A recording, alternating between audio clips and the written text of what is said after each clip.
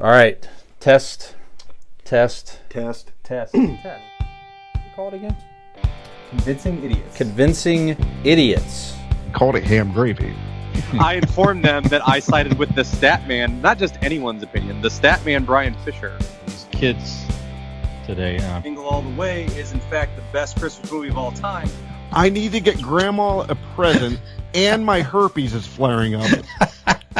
I got it. Mm-hmm. Yo, yo, yo. I'm the millennial We're Santa. three friends representing three different generations. That's our whole shtick. That's our thing. Mm-hmm. Nick got the whole poop. Mm-hmm. I'm standing in the sea Awesome. breeze, holding a turd, just mightily. I'm just going hitting hats. Anyway, on a lighter note, It's a bird. It's a plane. It's convincing idiots. In 5, 4, 3. And welcome to the podcast. Welcome to the vodcast. Welcome to the broadcast. Boys and girls, welcome to the show. This is Convincing Idiots. My name's Dean. They call me the Zennial, or I call myself the Zennial. Either way. Do you? Sometimes.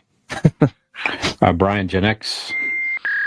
And my name is Nick, and I am a millennial, and we are Convincing Idiots, and we are three friends who meet once a week to talk about nerd and pop culture stuff and bring the podcast to your ears that they have been craving. And if this is your first time joining us, you've landed on the right spot. You can find us, if you have not already, on all of the social media platforms that you may desire. We are on there for you to like, subscribe, rate, review, follow, all of those things. So please go to our Convincing Idiots link tree. Go ahead and Google Convincing Idiots, LINKTREE, and there you will have all of those links laid out before you. It is your destiny. As is to go to our website, that is convincingidiots.wordpress.com. And when you go over to convincingidiots.wordpress.com, you're going to find links to all of the social media accounts as well. Also, little tidbits about us. There's all kinds of fun things for you. There's interactive games that include all of us. There are wallpapers featuring us for your phones and tablets. There are all kinds of fun tools for your discretion. You are a fun as well as giveaways to maybe hang out with us and meet us. So head on over to convincingidiots.wordpress.com. And if everything that I just said isn't there, be sure to email convincingidiots@gmail.com and let them know that something's wrong with the website. And they'll get it right up there for you. I'm sure Brian will get right on that. So, and what? And let us know which one you were wanting. That way we know exactly how to fix it. That's right. Do you want to play the interactive game Poke Dean? Do you maybe want to play, you want to go fishing for fisher nets? Fisher net stockings? Or maybe you just want to play a good old-fashioned game of Pick Nick's Feet? Head on over to convincingidiots.com. I was not thinking feet was going to be that last word. It is a blind sight test. You just see a pair of feet. You got to pick which one they're Nick's. There you go. I like this.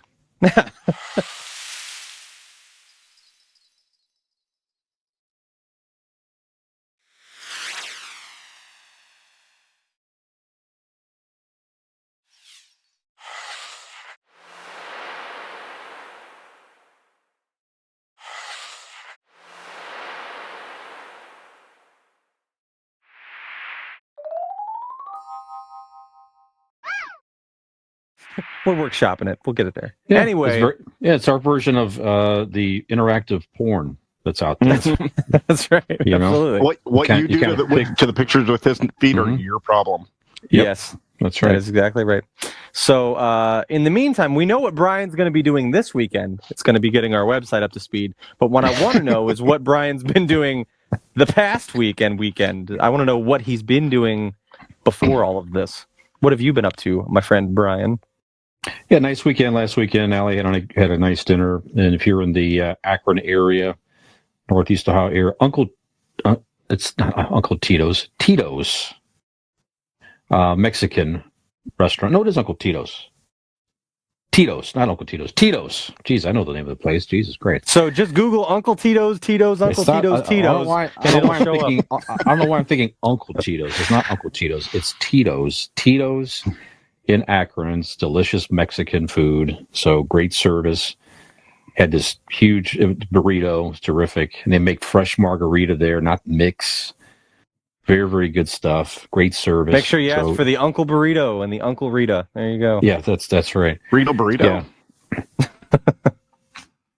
Yeah. So go check them out. And then Saturday, great friend Jim Cunningham, his younger sisters Annie and Bean, who I'm also good friends with, they're turning 50 years old this week. So we had a birthday party for them at the old 97 over in Kenmore. Yeah, they rented out the place, and just a great place to go. So again, if you're in this area, go check that place out. Very nice environment, great drinks, great old fashions and other cocktails and stuff. So that was a great time.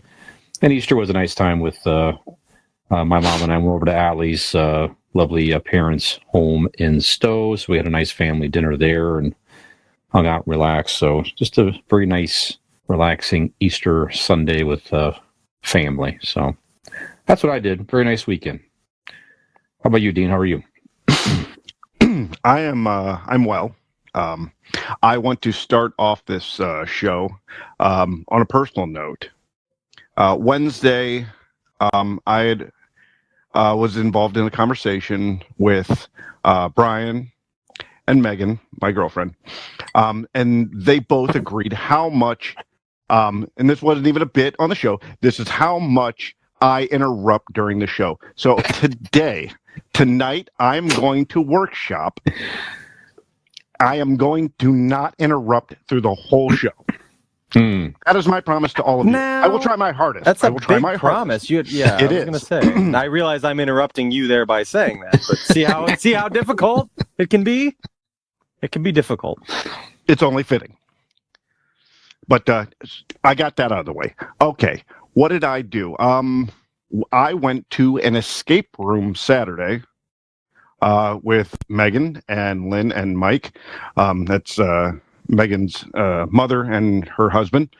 We all went to this escape room. It was Medina Escape Room in Medina. Mm-hmm. It was the Harry Houdini room. This was the first time we'd done an escape room. It was really, really fucking cool. I would definitely do it again. For the price, it was like $25 a person, so it wasn't that bad. You make the appointment, online. But without giving things away, I think like we did 4 people. I think 4 people is a good amount to be in one room. Not too many cooks in the kitchen. Right. And everybody worked together. It was fun. Yeah, I would definitely do it again. And then after that, we went out to eat, in a Mexican restaurant, Uncle Tito's? I don't. I'm not going to feign. I'm not going to pretend that I know the name of the restaurant I went to when I don't. No, but while I was in the restaurant or in the escape room, I don't know.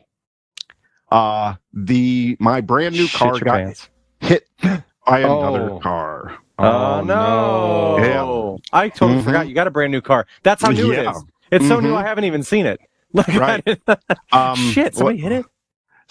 They had to have, rear-ended it, backed into it, busted up the bumper. Oh, Jesus. These motherfuckers. Nobody left a note or anything. So, luckily, I have Blake Insurance. Is that a real story, though? It is a real story, but this read here is going to be my favorite because this is, you know what? I'm not even going to read the script. I'm going to just tell the people here that Aaron Blake knows what he's doing, and he does it well. When I talk about the integrity, reliability, I mean, when I give you the number, the 234-571-5359, he answered, and he got shit done, and I'm getting, I take it to the shop tomorrow. I'm going to get a rental car. In talking about affordability, I wasn't going to get away with anything it was very affordable. Let me just say that. I'm not going to sit here and give away finances, but it was very affordable. Aaron did an amazing job with me, helped me out so much. And it's not just because we're friends. He's going to do it for you too. So again, everybody out there, if you're in the Barberton area, the Northeast Ohio area, call Aaron Blake with Erie Insurance. And I am going to read this off: 234-571-5359, or go to BlakeInsuranceLLC.com. I mean, the quote he's going to give you is going to blow you away, because what he was able to do for me, and now unfortunately I've had to use it firsthand, because he's son of a bitch did not leave a note or anything. They just backed into it, so they hit up the bumper, put a hole in it, crunched it up, and scuffed up the top of the trunk. So, damn bastards. But it's going in the shop tomorrow. Aaron's taking care of me, and he can do the same for you guys. So give him a call.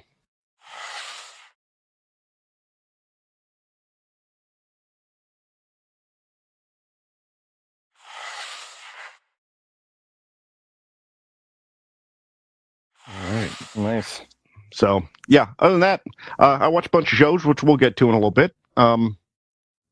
And just kind of hung out. Didn't have the kids for Easter. We did it Monday, which was all well and good, and it was fun. They had a blast. Nice. And that's about it, guys. Nick, Cool. What about you? Well, I haven't really done much, I don't think. Just hanging around. We had a nice Easter weekend. We did a lot of, we did dyeing eggs on Saturday and things like that. Did some running around. Nothing too crazy. Sunday, nice little Easter. Went and saw Dean's parents. Hung out with them in the morning, and then went and saw my mom later, and had an egg hunt out at her house and stuff like that. So nice Easter weekend. Nothing too crazy. Just hanging out with the family. Very nice. Yeah. I did that too. I visited my parents as well, so forgot to mention that. Nice. I don't want them to think that Nick is a better son than I am. He is, but I don't want people to think it. Right, exactly. Yes. Right. And we coordinated visiting Nick's mom separately, Dean. So We did. That's right. just to make sure we didn't, Want to overlap? It's very awkward that one night. So. I mean, holding the tag rope and actually tagging me in seemed a little excessive, but it worked. If I could see a schedule beforehand, that would be very helpful in the future. We both made the pin. I want to mention something as well. So we, on our Facebook page at Convincing Idiots, we got Facebook gives you ad credits sometimes if you have a page, a quote unquote business page. So we used an ad credit that they provided to us. Didn't know where this ad was going to publish. Apparently it ran across the whole country. So it did okay. So it's very possible somebody out there could be listening to us for the first time as a result of catching us on the Facebook page. And so I guess, I don't know if it's surprisingly or not, we got very little negative commentary out there. But one gentleman did request humbly that we quote, stop spamming the entire country with our ridiculous bullshit. So that's our promise to you out there, is that we're going to continue to bring you, if you're listening for the first time, our ridiculous bullshit. We hope you enjoy it. And if you're listening to us for the first time, thank you very much. So That's right. You had spam? I love spam. Nobody gave me any spam. This is a bunch of bullshit. Yeah. I didn't get spam. Yeah, it's ridiculous bullshit. Gentlemen, Actually. we've officially made it. We have our first hate mail. I mean, that essentially. I mean, that's what it. I mean, I think we that have was our people first negative comment. It was. That's awesome. That means we officially have reached a wide enough audience to be both, of course, loved Sure. and hated. So That's right. that is official. We have made it, boys. There you go. I normally get people just walking by me and tell me how much they hate me. Right. And they don't even know me. I've never even talked to them. Never seen them before. Can I get $20 on pump number 3? I hate you. Oh, you were there too, right? Okay. Seemed a little rude, but Hey, if you don't mind, I've got the 2 cheeseburgers and the large fry. I'd like to get the person's order behind me, too. I fucking hate you. McDonald's slams the door. Yep. There you go. Eat shit, die. Yep. Just pay it forward. Okay. Pay it forward. Pay this forward, bitch. You don't know shit about fuck. Get out of here. Yep.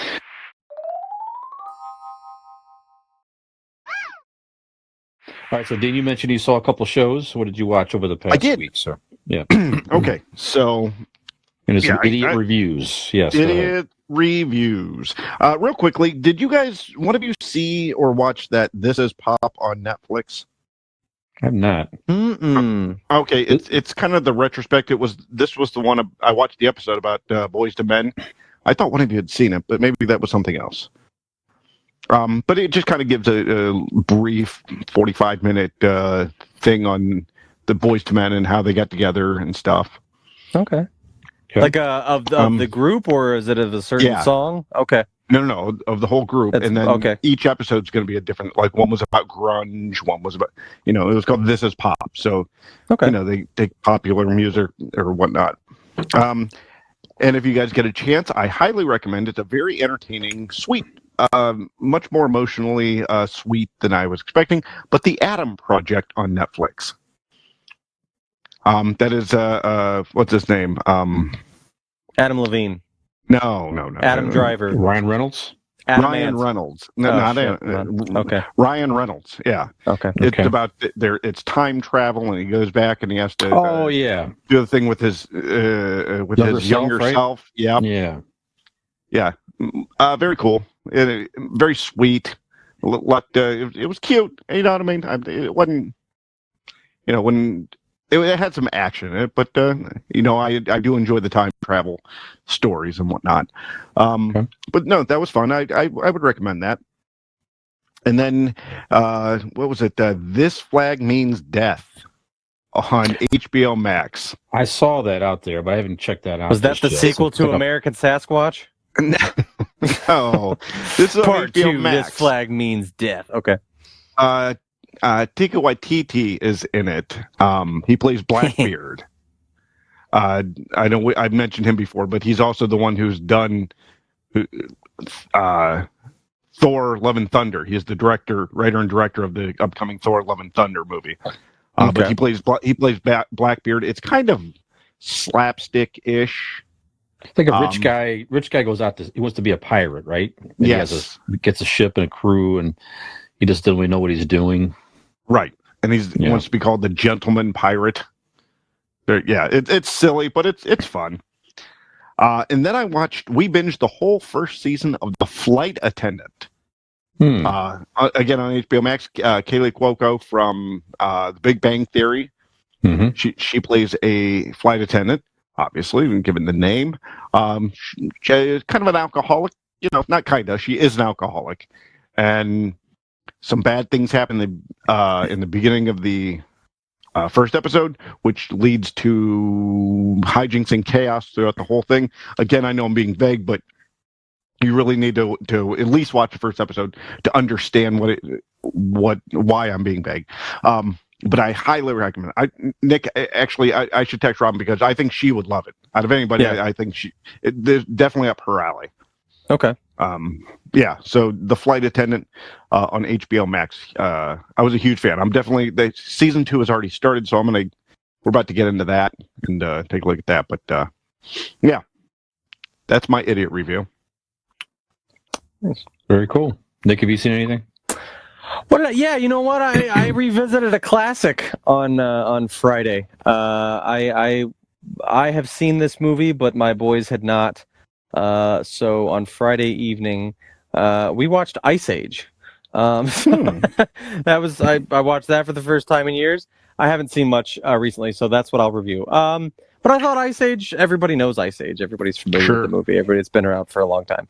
But I chuckled I'm an elephant. at some points. Right? Except he's I don't not know exactly surprised what by he it says because he knows that, and he was born a mammoth. So he's not actually shocked. I just wanted to do my Ray Romano impression. That's all. Ray Romano is actually not magically transformed into an elephant. He doesn't wake up one day as a mammoth, so he already knows. But would have been better. I don't know, I'm an elephant. But it's got some good humor in there and stuff. The kids liked it. You know what I did see for the first time? Apparently, and I don't know if you guys have seen this or not. I'd never even heard of it or seen them before. They were on Disney Plus as well. Apparently, they were released in 2016. The one-shots of Thor and his housemate, Daryl. There's one called Team Thor and one called Team Daryl.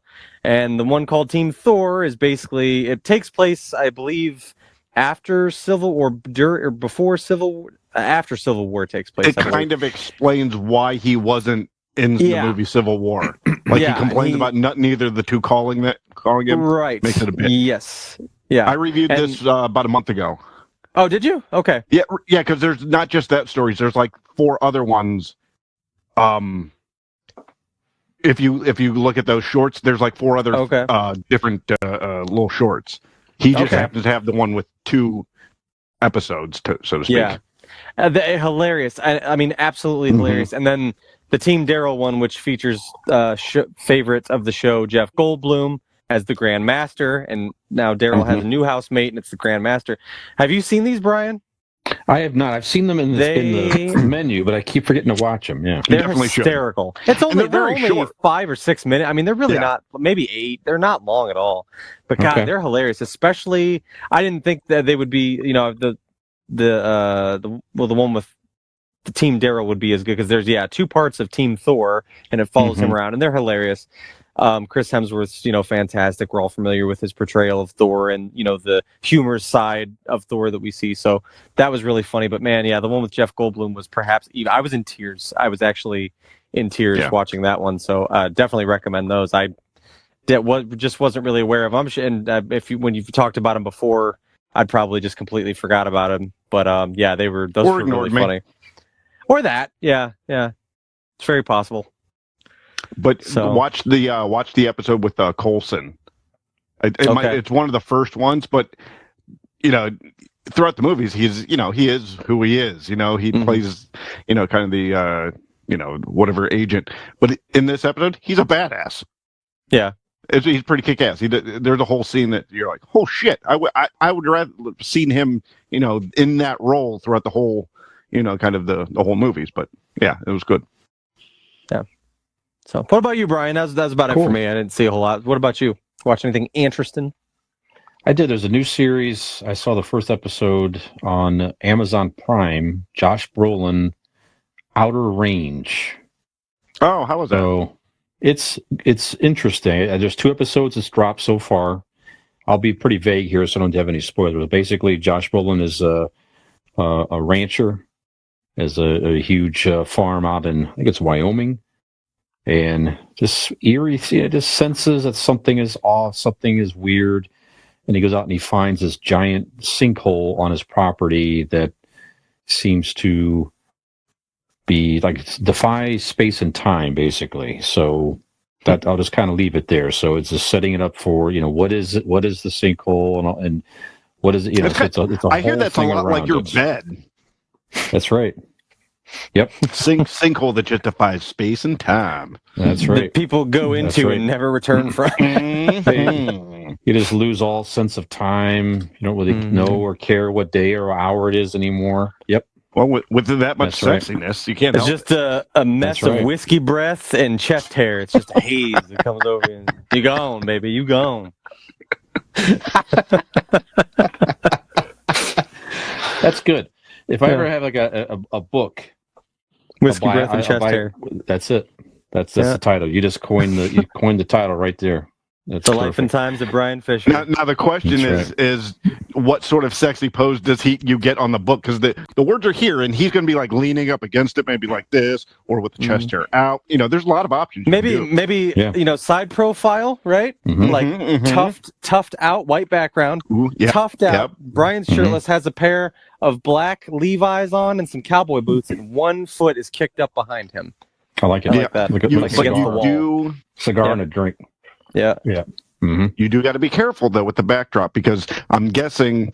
I mean, the shirt's on, but I'm guessing not all these chest hairs are black anymore. So Nope. the white is true. background Some of some it might gets be lost. blending in. That's all I'm saying. Mhm. It's odd. It's the exact same pattern as my beard. It's very strange. Next week we're doing this fucking show shirtless, all of us. Yep. So you can enjoy that. Yeah. So it was, if you like sci-fi type stuff, and it's Josh Brolin, right? So it's, Josh Brolin is awesome. So check that out. And everything. That's right, on Amazon Prime, and on Netflix. I think you would enjoy this movie, Nick. Metal Lords just dropped on Netflix. I just saw the commercial for that. Yeah, very simple premise. It's two high school boys. One guy's super into heavy metal. I thought it was for a minute there. I thought it took place in the 80s, but no, it's current time. To just the kid is super into the classic 80s metal. Judas Priest, I have a Iron friend Maiden, like that. Slayer. Yeah, it was nothing but T-shirts, different metal band Brian. T-shirts. Maybe, but he's like No, super this kid's passionate. younger than me, and he's like into like that kind of stuff. Yeah, that style of metal, 80s thrash metal and stuff. Yeah, so he wants to start a band and win the Battle of Bands competition in high school. It's that type of thing. It's like an hour. We talked about long movies on the last episode. This is like an hour, 38 minutes, perfect runtime. The soundtrack is terrific if you like that metal genre, in the 80s. And just the kids were good actors, and his buddy is he played Bill in the It movies, the last two It movies, young kid. Mm. And then they bring in a girl. They couldn't find a bass player, and they recruit a girl who's a cellist in the school. A lot of fun. Not much to the plot. Just, again, it harkens back to some of those like 80s simple movies and stuff. So if you like that type of theme, go ahead. Was it a short-ass movie? It was a short-ass movie. Nice. Yep. Awesome. Yep. So check that out on Netflix. Cool. I will. I'll give that a look. I'm going to give that a look. You convinced me. There you go. And I think it's about it from this new stuff that I watch. And then stuff we were talking about off air. 2 huge trailers dropped over the past week. Mm-hmm. The newest Doctor Strange and the Multiverse of Madness, which kind of features more Wanda. And saw today the Love and Thunder trailer with Thor. So I thought both looked terrific. Dean, now you saw the Love and Thunder today? Yes. Oh, yesterday, but yeah. Okay. What do you think? I'm excited. Not as excited as Doctor Strange, but I'm excited. I get that they got it from the comic book themselves, but I was going to say spoiler, but it's a 30-second fucking trailer. Pause it and go watch it. Sure. But at the end, when they show her as Lady Thor, or whatever, I don't know what they're going to call her, but like it's just Thor. I think she's go ahead. Just okay. So I think so. When she has Mjolnir, and she's holding up, I don't know how excited I am about that. That seems weird, but I always like the journey that he's going to go on of like, who is he? What does he do now? Is he going to be a scavenger with the rest of them? Is he going to be a hero? Yeah.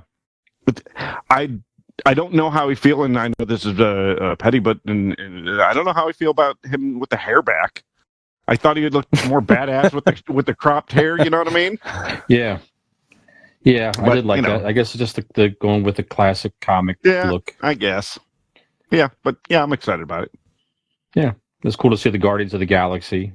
Yep. In it. So, Nick, have you seen any one of these? I know you're really interested in the Doctor Strange movie, but yeah, I am. Anything with Thor related things, sign me up. I don't need to see a trailer to know that I want to see it.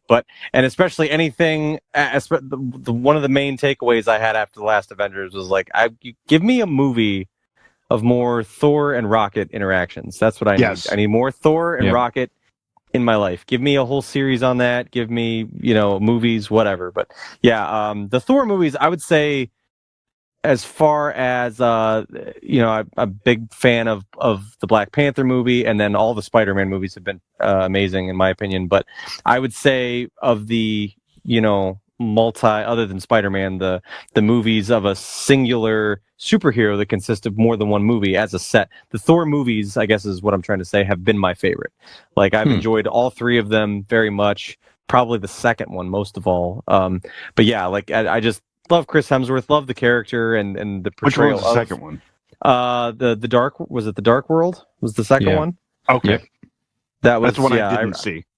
I really liked that one a lot. Ragnarok was good too. It's just Ragnarok. Actually, Ragnarok was hilarious. It was just, it was good, but in a different way than I was expecting.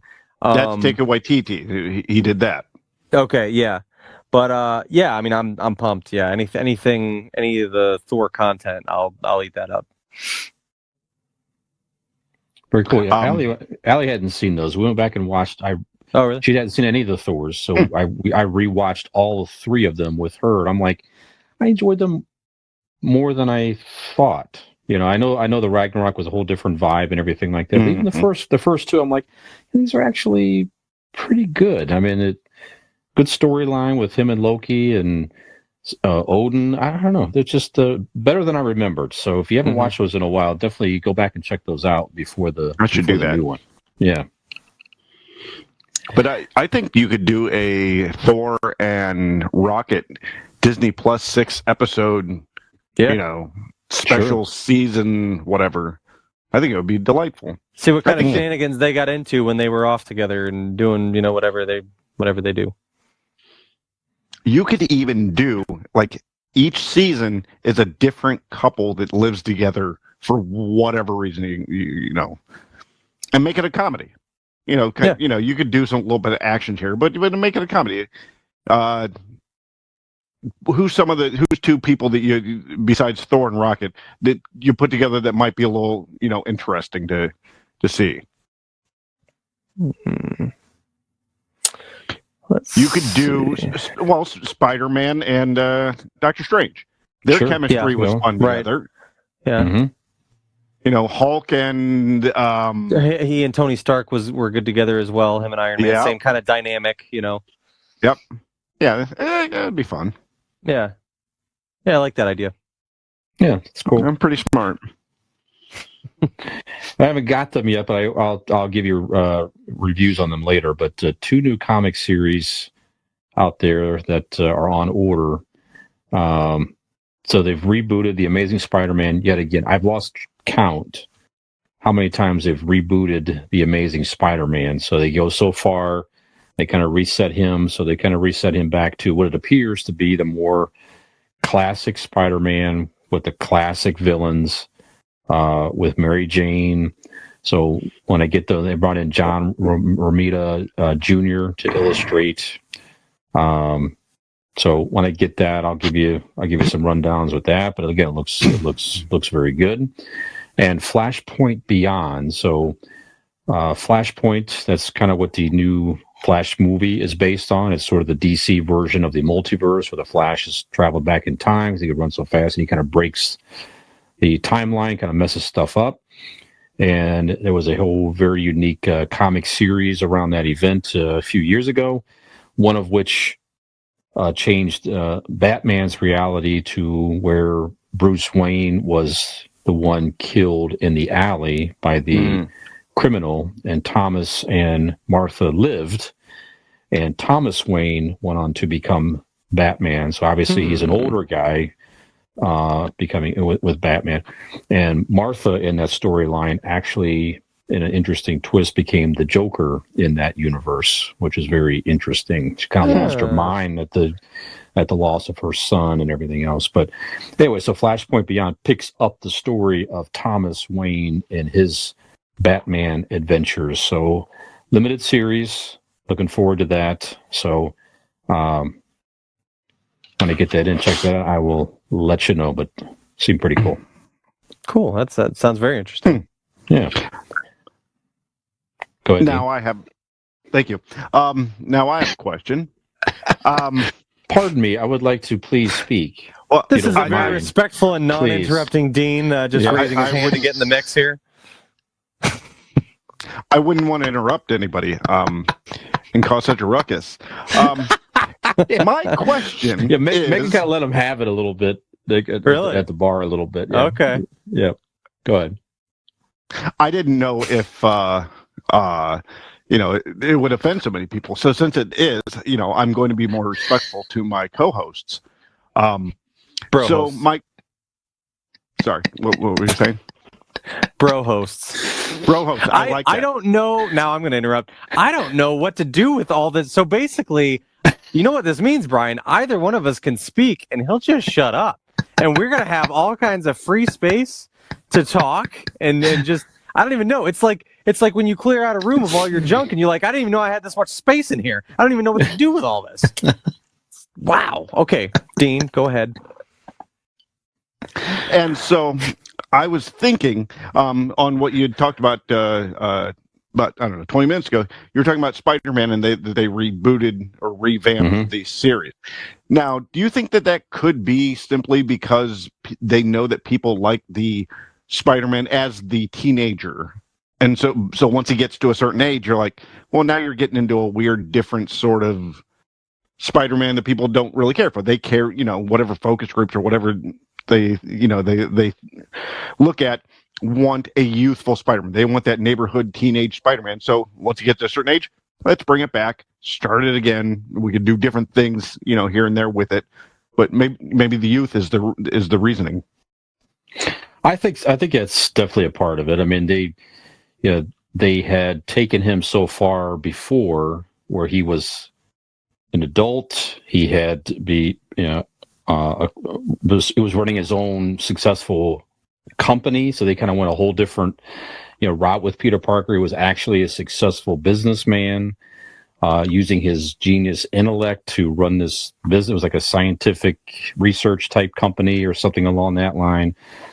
And I'm sure you're right. At some point, the writers are like, is this what we're going to do? Is Peter Parker going to be? Is this the guy until the end of time? Man. Yeah, And then they came in with the storyline that actually they based the last Spider-Man movie on, a fresh start, to where Peter Parker made a deal with Mephisto to save his Aunt May from dying, basically. And Mephisto's deal was, you need to take away, I'm going to trade your love for Mary Jane. He had to give up their marriage, so they kind of didn't know each other. And shortly after that, it kind of just reset his whole storyline to where he was just starting out again, younger. And I think it was something like that. It kind of did something like that. But yeah, it kind of based along line with the movies. When Tom Holland movies started coming out, they kind of reset it at that point to, like you say, make it the more familiar teenage or late teen, early 20s Spider-Man, and like you say, down on his luck, trying to bounce, paying the bills, fight crime. That was a more relatable character for many people with Spider-Man. Go ahead. Thank you.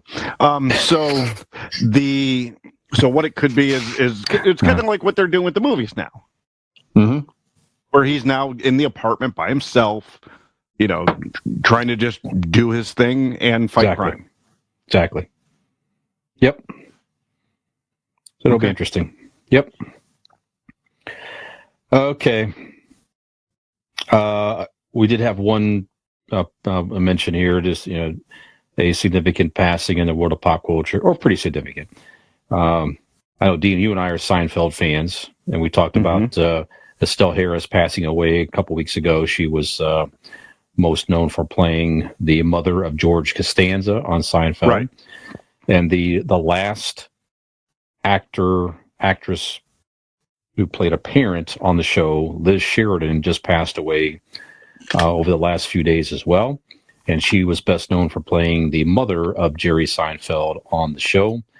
So she passed, again, shortly after Estelle did, and both ladies happened to be 93 years of age. Liz Sheridan was also, as a younger person, she had a relationship with James Dean, the famous actor, and she wrote a book about that. But certainly most known for Mrs. Seinfeld. She was in 21 episodes between 90 and 98.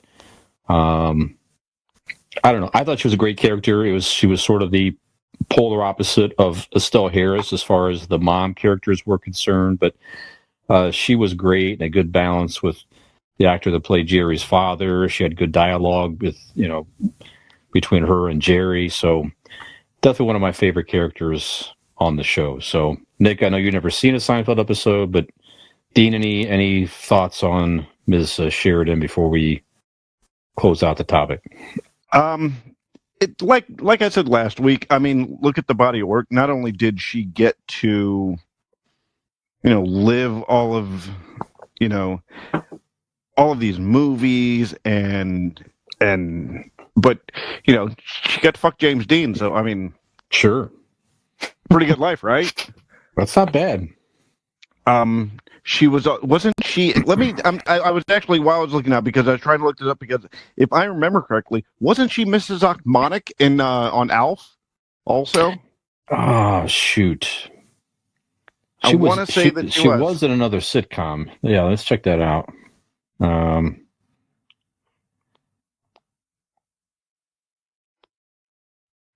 Sorry, folks. No, I mean, the polite thing would be for Nick to vamp, but no, yeah, What? She played Mrs. Ochmonic, Rachel Ochmonic, on the TV show Alf in the 1980s. Also, She did. Okay, how about that? Okay. I've seen Alf. yeah, there you go. But we also, guys, his name was Rio Hackford. He played IG-11 in the Mandalorian series. He was 51 years old. He passed away. Wow, So, 51. Yeah, I'm not seeing exactly what happened or whatnot, but I guess it really is not, didn't really mean much, or not much, but it doesn't mean anything to us to how he passes. Just let's rest in peace, Rio Hackford, in the nerd and pop culture world. Lost him at 51 years old. I have one from, as you guys know, big hockey fan, a legend, NHL legend died on the 14th, actually. Mike Bossy. I don't know if you guys are familiar with that name or not. Legendary New York Islander, probably the greatest New York Islander of all time. He passed away. He was 65 years old. He was diagnosed with lung cancer late 2021. But he won Stanley Cups. He was part of the Islanders dynasty that won 4 Stanley Cups in a row in 1980, 81, 82, and 83. And he holds the NHL record for most consecutive 50-plus goal seasons in a row. He's had 9 years in a row where he scored over 50 goals. He's tied Wayne Gretzky with most 50-plus goal seasons. And 60-plus goal seasons as well. So I just legendary player. He was kind of in the era, right? But he was in his heyday right about the time when Wayne Gretzky was coming up and first broke into the NHL and was finding his footing, and Mario Lemieux and such. But he was definitely one of the legendary players in the NHL, and certainly the greatest New York Islander of all time. So rest in peace to Mike Bossy. Mike Bossy. Yeah. Was he the bald head guy? Did he shave his shaved head? I don't believe. Well, maybe later in life. I don't know if he did later in life. Usually, what I've seen, he's got the swooped over. That's fine. I'm thinking of somebody else. Never mind. Yeah. I think I got the New York Rangers. Never mind. Oh, Mark Messier is who you're thinking of. That's what I'm thinking of. Yeah. Yep. Okay. Yep. Okay. Name is similar. Yep. That's right. Yep. All right, so this past Monday, we're shooting this on Tuesday, April the 19th. On April the 18th, way back in 1938, Action Comics #1 was published for the first time. Now, it had a June cover date on it, but it was actually published April 18th, 1938. And that featured Superman for the very first time in the comics. So we thought we would have a similar episode about Superman as we did Batman a couple weeks ago. So we're going to take a break here, and we're going to come back and talk about some of our favorite Superman movies, guys who played Superman, other actors who played key roles in Superman series, and anyone want to talk about Superman-wise, TV shows and other content out there. Obviously, Superman is everywhere, and that's what we're going to come back with shortly after the break. Dean? Thank you. I just want to say that I'm very excited being the Superman fan. Brian's wearing the shirt. I have a tattoo that with these long sleeves. I might have to take my shirt off and show you guys. Who knows? Find out after the break. Yeah, we may or may not compare chest hair. Next week's conversation with Megan, her scolding will include, why do you always have to try to take your shirt off on the podcast? Cut that shit out. That's right. If I do take my shirt off, I've actually shaved the same S in my chest hair. Exactly. It'll be perfect. If I lift the shirt up, it'll be a perfect. Yep. So you have been reading my dream journal. Yep. So if you're only listening to us out there, you'll have to come back and watch the video on our YouTube channel as well. You never know. Mm-hmm. Mm-hmm. You never know. All right. That's called promotion. That's right. That's right. That's a teaser for you if I ever heard.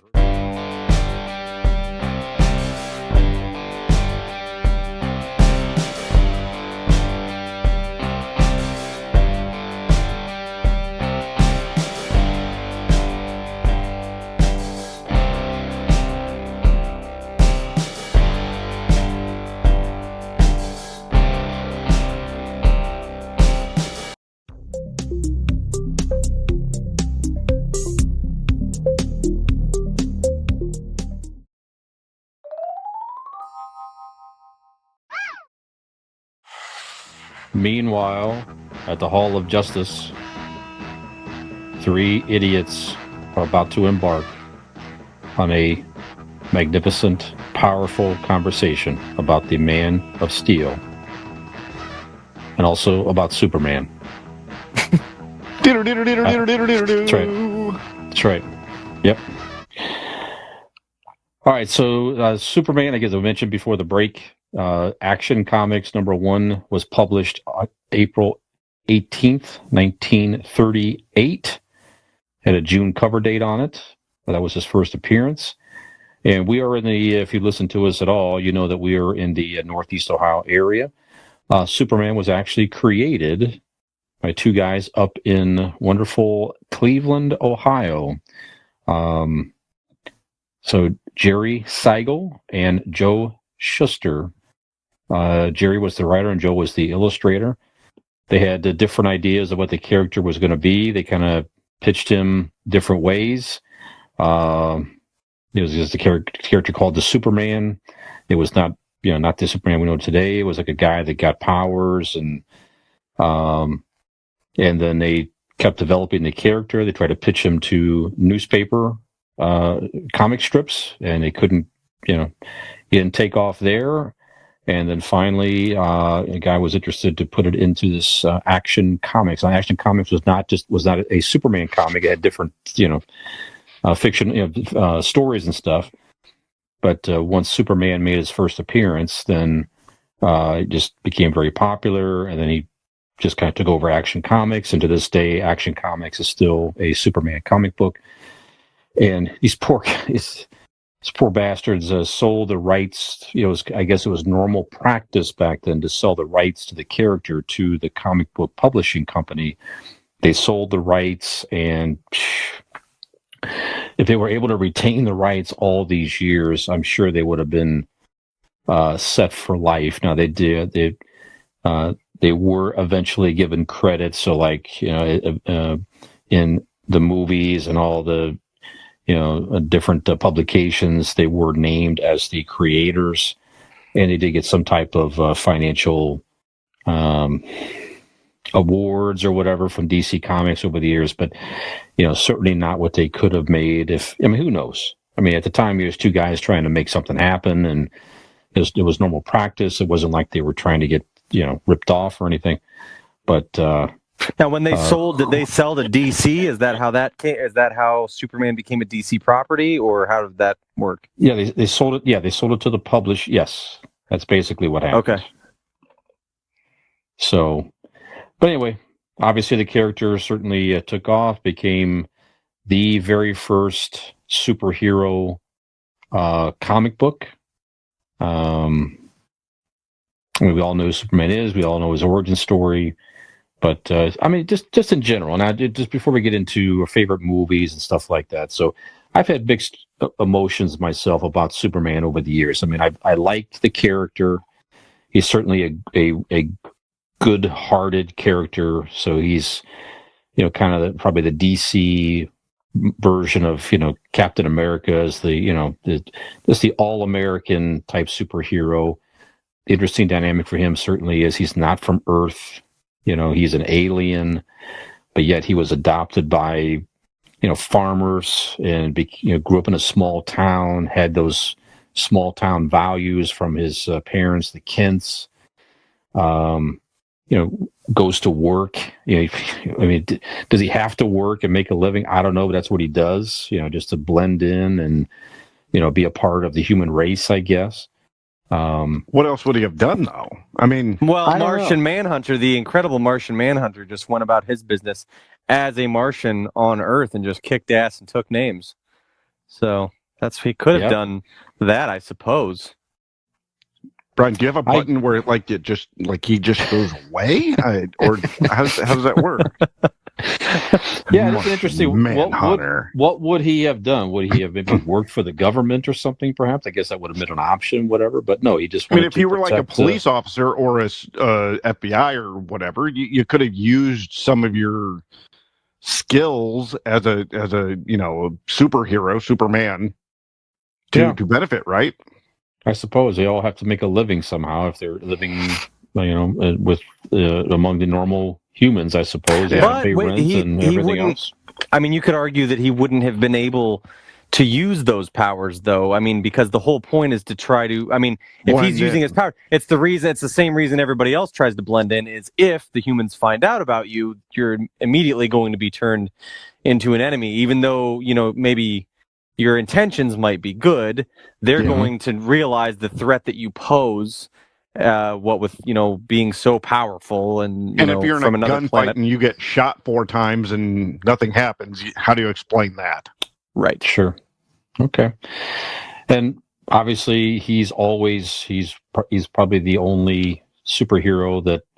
I mean, he's always Superman. His disguise is his alter ego is a mild-mannered Earthling, Clark Kent, just a regular guy, a newspaper reporter, and he has to hide the fact that he's Superman in that regard. So, in that respect, it was definitely an interesting character. And for me, being a kid that was adopted, and obviously Superman was adopted as well, that was an interesting dynamic too.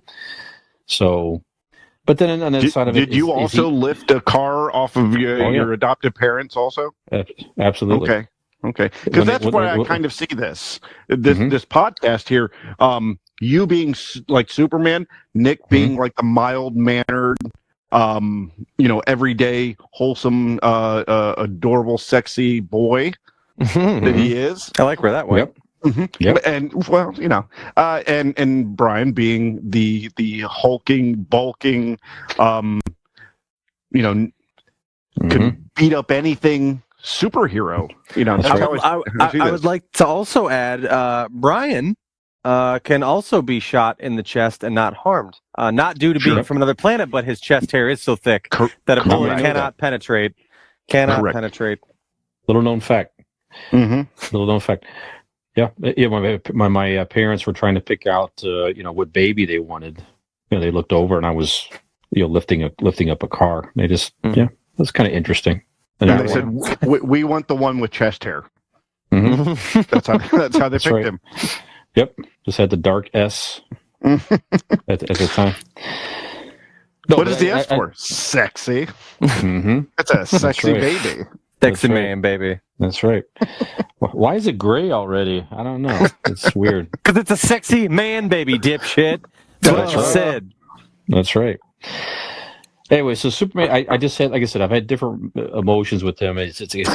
sometimes I thought he was too powerful. Like nothing could stop him other than kryptonite. It's just like, really? We feel the I don't same know. about you. Yeah, that's right. That's right. Yeah, we were not done sexualizing Baby Brian, okay? Don't Come be on, trying to man. move off the topic. Let right. us give you your Yep. flowers. My kryptonite, breasts and whiskey. That's it. That's my kryptonite. That's right. That's Yes. it. Everything else, I'm impervious to everything else but those things. That's it. Yeah. No, I don't know. Like I said, it's Luckily, sometimes you I thought it drink was too whiskey and powerful. have breasts. That's right. That's right. It's the best of both worlds. So, I don't know. Overall, I did like Superman. He's okay. Like I said, sometimes I thought it was too powerful. They have changed it over the years to where he can be beaten. I mean, in the comics, obviously, he was killed even by Doomsday, which they Easily portrayed that defeated by story in the movie. Batman. That happened, yeah. Sure, I mean, Batman did defeat him with fancy armor and one of the storylines and stuff. But so I don't know, Dean. What do you? I mean, obviously you love Superman, so you.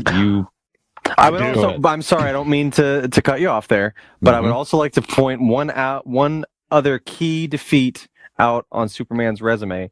He was also defeated by the ever powerful Martian Manhunter in the official Convincing Idiots superhero battle bracket. Fucker. That's right. Go back and listen to that one. That's right. Mm-hmm. Okay, go on. Sorry, go ahead, Dave. Yeah. I don't know how to get around that. Okay. Neither did Superman. Oh, you son of a bitch. Yes, I'm a huge Superman fan. I've been a fan since I was a kid. I have the two tattoos. I have the emblem on my shoulder and him flying on my arm. I enjoy the. I think what I liked about it most was the Clark Kent aspect. Honestly, it's more of like the like. All right, hear me out on this one. I like the idea, even as a kid, because I was not the biggest kid or the fastest kid or the most athletic kid. I know this comes to a shock to a lot of you, but. Thank you. I was picked on a lot. So I had this, this image of Superman that like he's walking around in his nerdy glasses and his suit and his doo-wop hair, but just secretly knowing that he could kick the fuck out of anybody. Like that hidden inside, like you don't have to say anything, you don't have to do anything, because you just know you're a badass. That was one of the most aspects that I liked of his was kind of the hidden superhero within. And yes, he could fly and he had red underwear, which I always wanted. Which, if I were to remember, I did order as a joke, but I have worn them. I do have adult Superman underoos. You know what? I had when I was a kid. I was allowed to pick out a set of underoos. The first set I picked out was Superman, and the T-shirt that it came with. I have pictures of me. I used to wear that fucking T-shirt all the time because it was that type of thing. You're right. I think it was that same type of thing. It was just you felt powerful, right? Wearing the S. Something about it. So yeah. And like in the movie say, it stands for hope, right? Which I hope I wasn't such a pussy, but there I was. Hope in one hand, shit in the other, and see which one fills up faster. That's right. Yeah, but I don't... Like I said, when people go back and go like, oh, he's too powerful, he could just obliterate everybody and destroy everything. That's the lure of the character, is that he can, but he doesn't. He came from another planet and chose to be human. It's like Brian being the Podlander. He could be on any podcast, but he chooses to be on one with us. That's right. There's offers left and right, to him to leave us. but he chooses to be with us mere mortals. That's right. That's right. And I think for Brian and Superman, that's the appealing part. Yes. Mhm. That's And right. I would probably French kiss both characters. That's all I have to say about that. That's right. By the time you get the fucking respect around here. Mm-hmm. Okay. No, that's Nick. that's interesting opinion. Yeah, I like Yeah. that. So Yeah. Nick, are you a Superman fan at all? The character? What are your thoughts? I don't say, and like, and I know that Dean loves Superman, and I respect that and all that stuff. So Were you about to say you love me? I was Freudian slip is what they call it. No, I'll take it. I never got into Superman. He always came off a little bit lame to me. The outfit, first of all, one of my biggest things, the thing about the suit that never took anything or was ever cool to me or whatever, he didn't have a mask, and I always thought it was super weird that no one recognized that he has the same exact face as some dude that's, a reporter, and people know who this guy is. I can explain that. Okay, go ahead. Something happen when because he's an alien and they see him differently? Or? The comic book was created, what did you say, Brian? Back in 1930 something? 1938. Mhm. This is still a same time period in America where doctors were on camera promoting cigarettes as healthy. So just take the time period and the way they looked at things a little different. Cigarettes are being promoted by doctors, and this guy can fool everybody with a simple pair of glasses. So You're just saying people in general were stupid. yes, that's exactly what I was saying. Okay. No, but if you look at it a certain way, maybe it wasn't just the glasses, but like in the description, he's a mild-mannered reporter. He's supposed There's to be just like no way slumped this in. guy could be Superman, right? Exactly. He's just slumped in the background of everything and everywhere, and nobody even looks twice at him. Even the people that he works with and is close with on a daily basis. Yes, as once he got like closer and closer to Lois, yes, she seems like an idiot. But if it's just a coworker, he's supposed to be so mild-mannered and so blah that even his coworkers don't even like. Somebody might be like, "Hey, you know See what? him. Doesn't Clark kind of look like Superman? I mean, if you look at him, it kind of resembles him, but it couldn't possibly be him." Yes, so does the It's fucking banker. It's that type of deal. That's exactly it, Nick. Seriously. That's Okay. what it is. That's what it is. Like you could not, there's a resemblance perhaps, but people just wouldn't get through their head that this guy they work with is the all powerful super. It doesn't make any sense though. It does not compute. Yeah. It doesn't register, And you got to think So- like Clark in theory is got his shoulder slumped down and oh gee and okay, I'll write this story. He's asking people whispers, in the questions in theory. And then Superman is just, he walks into the room and just owns the room. You know what I mean? Like when Brian walked in the room, everybody gasps. That's That's right. the same thing with Superman, with the chest hair out and just dun dun dun dun. Mm-hmm. There's no way anybody can think of these two being the same. But they literally have the same exact face. But nobody notices Clark. Okay, yeah. But I mean, like, people that would know him and had ever met him in this would be like, that's literally Superman's face. Like, your face And is Superman's face. When you Like, when you exactly. start, So when even you if start you're getting not into the nuance of people, Mhm. of like childhood friends or the people he's super close with, that's when you got to kind of start Sure. suspending disbelief, right? Yes. Okay. Yeah. So I hear what you're saying. I could see a little bit of where that, but it's not a super valid thing. But I see what you're but saying. Also, again, once you get to that certain point, you got to go Sure. 1938. Sure. They, Okay. They thought it was just fine, and you also got to think he was a superhero, so they didn't really have a lot of people to compare to at the time. This is just these two kids drawing shit and having a good time. Yeah. They didn't have Batman's fucking big face shield. They didn't have the Flash's eye deal.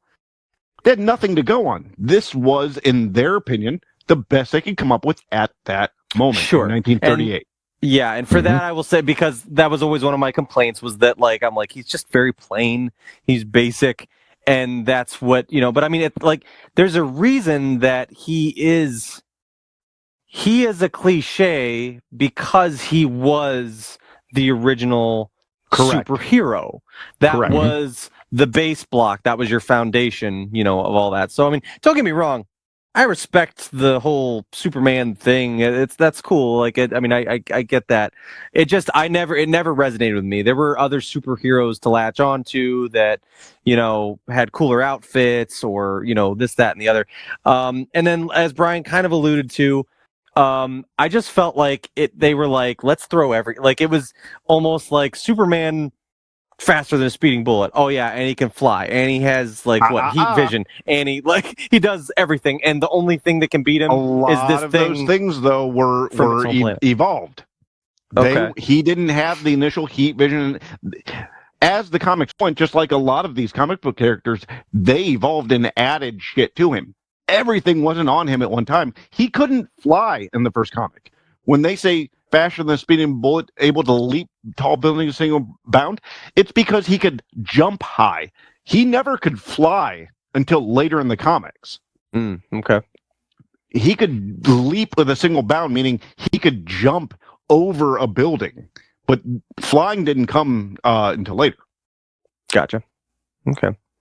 But there was that aspect of it too, where I was just like, he does fucking everything, and it's like, you almost like a character that is, has to battle through some adversity or have something that is difficult for them, other than this element from their home planet on the planet Earth. You know what I mean? So it just he had never hardships though. You tried growing up in Kansas.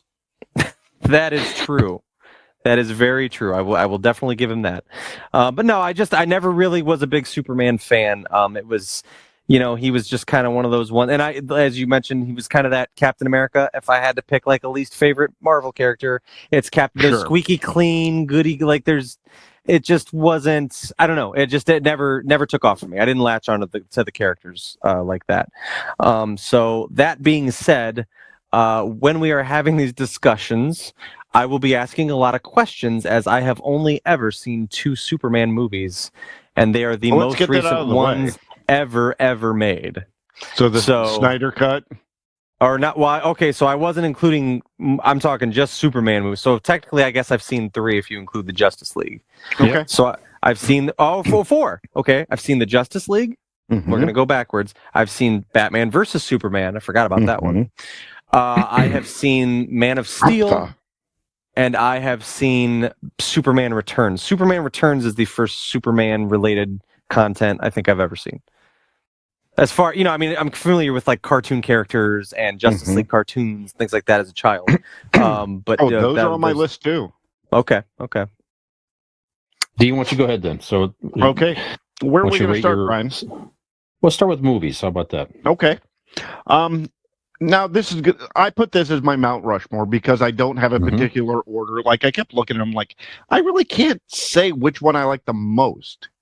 I know the group that I like the most, but I can't specifically put them in order. So I'm going to go with my Mount Rushmore of Superman movies.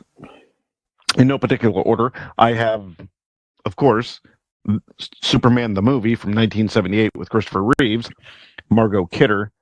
I have Zack Snyder's Justice League, and that is a very specific way that is said, because the Snyder Cut is much different than the original, and the original one is garbage. Yeah, because it's like 2 of the first one. Right. And then I have Superman Returns. I like Brandon Roth in it. This is a good time to explain that.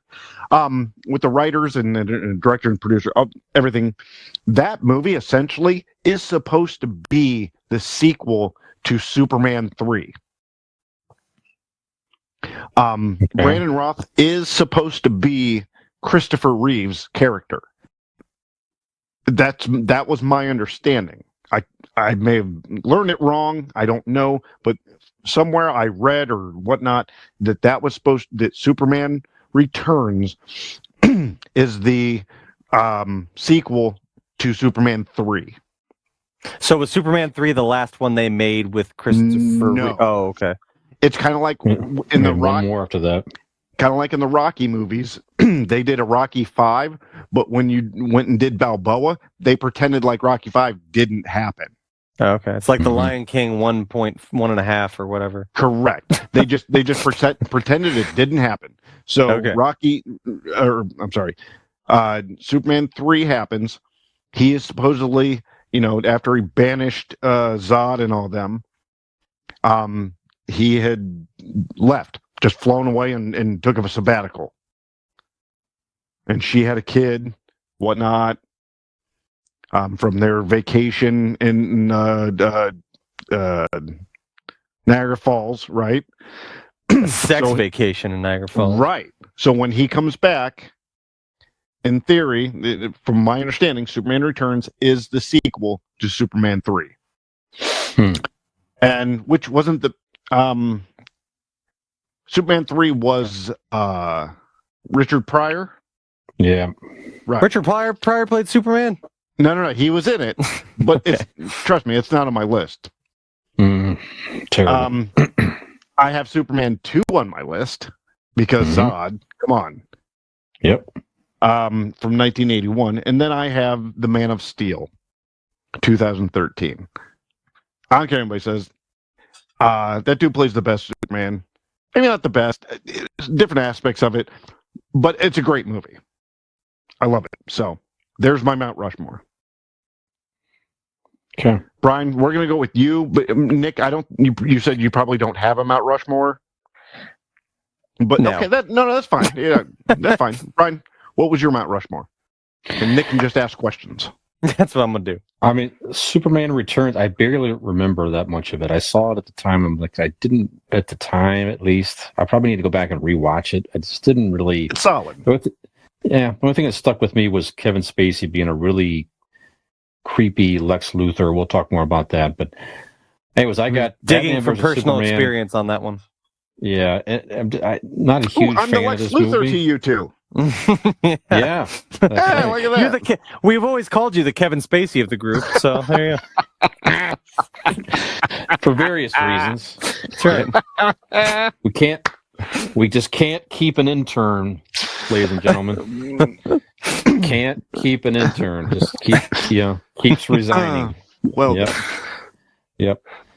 I got Batman versus Superman, and it's not really a great movie. It just Henry Cavill, like you said, he is a great Superman, and there were a few interesting things about the movie. sure. It was definitely loosely based on the Dark Knight Returns comic. To me, it was that one line That that was killed the terrible. whole fucking movie. Yeah, it's horrible. But I got Justice League, the Zack Snyder Justice League 2021. Again, it's a better cut than the original. I agree with you for sure. It's still not the best, but again, Henry Cavill is just a solid Superman. I mean, he's not the writing and everything around him is not his fault. And there was some good, solid Superman, interesting scenes in the Justice League Zack Snyder cut when he, kills the villain and different stuff. So that was pretty cool. Go ahead. Want to say something? Thank you. No, it has nothing to do with anything, sort of, actually, but I just thought of it. I just read an article. Fucking Ezra Miller was just arrested again in Hawaii. Yes, he was. What the fuck? So, I mean, luckily they finished the Flashpoint, right?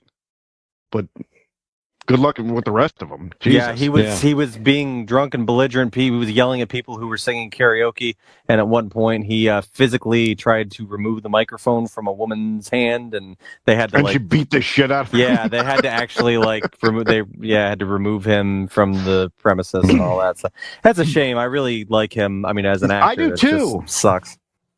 Some people We'll are just assholes. We'll see what they do. I got Man of Steel 2013. So again, I got all three Henry Cavill Supermans in there. And my top two, Superman 78, Christopher Reeve. Yep.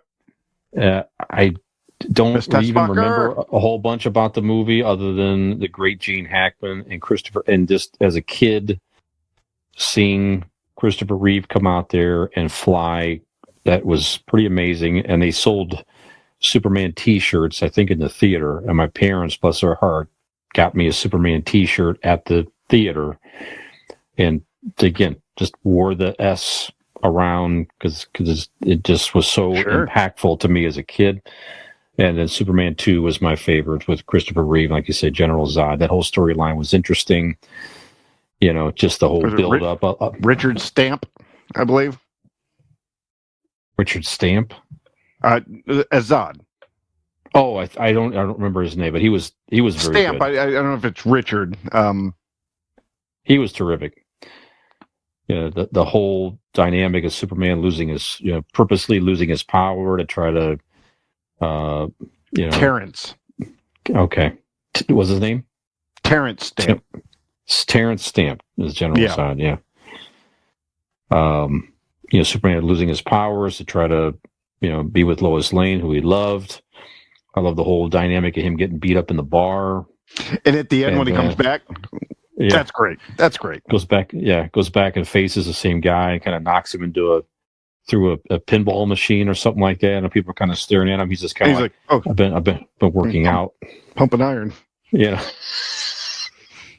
Anyway, great that movie. Dude was so good. It's such a shame what happened. When he crushes Zod's hand that was great. So anyway, that's what I get. That's my top Superman movies. Not too many other ones beyond Nick, that, but go ahead. Well, we'd mentioned our top. Nick, I mean, out of the ones that you've seen or whatever, I mean, all right, since you've only seen 3, which one's your favorite?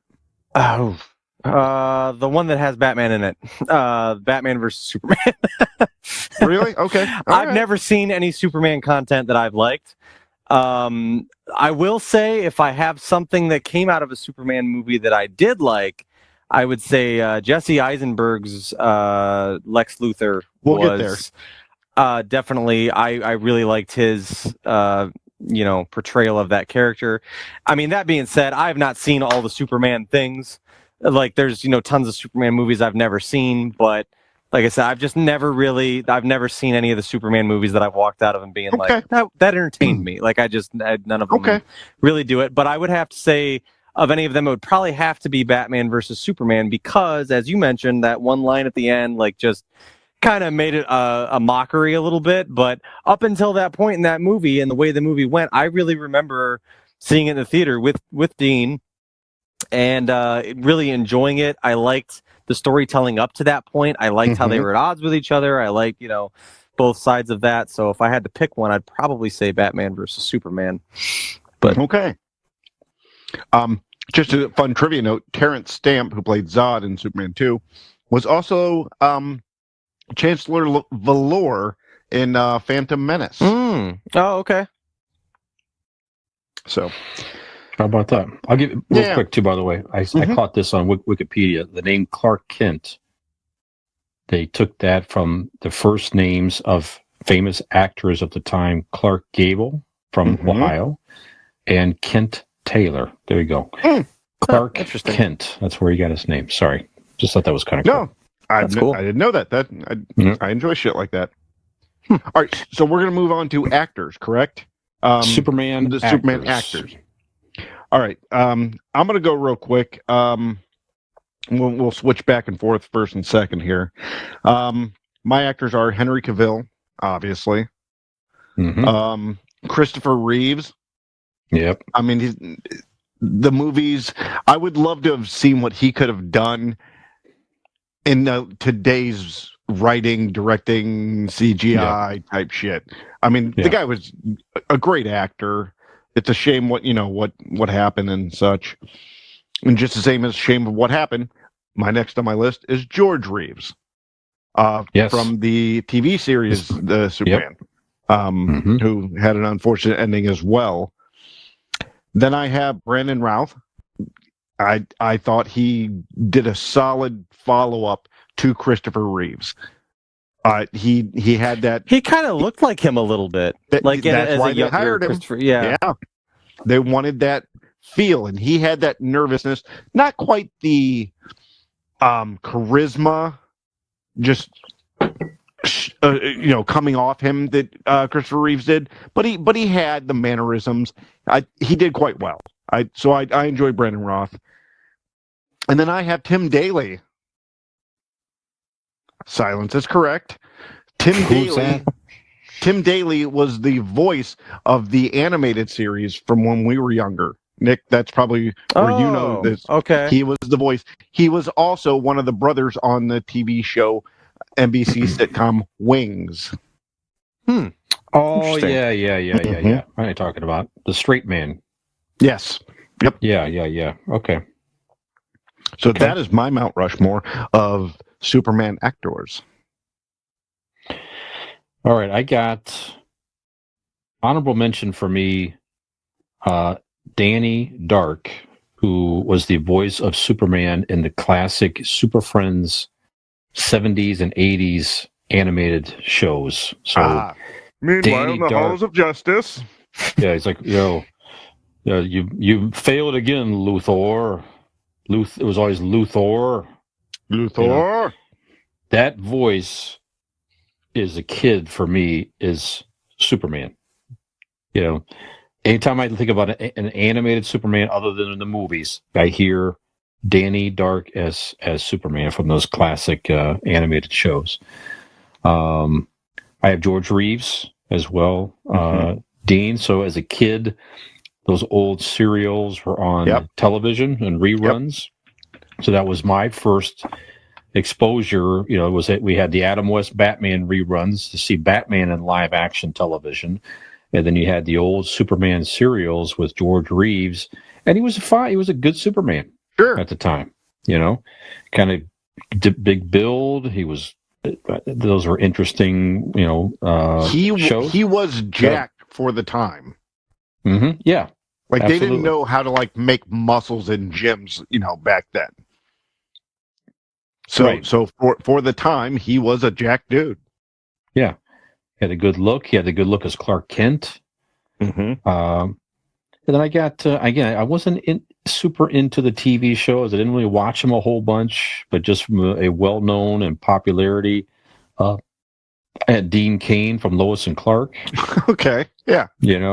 It's funny you said that because when, as you associate Dean with Superman. Well, I was, as someone who did not see really very many of the movies, most of my live action exposure, especially as a kid, to the character of Superman was the Dean Cain, Lois and Clark Superman. So I think of Dean Cain and also Tom Welling of Smallville was young Superman, but so sorry. He's on my list too. That's okay. I don't like Tom his face. Next, actually. Oh, okay. Smallville. Sorry, I didn't mean. Oh shit, I'm sorry. That's okay. He was a good young Superman, and it was a very popular series for many years. And then I got Henry Cavill, of course, and my top is Christopher Reeve.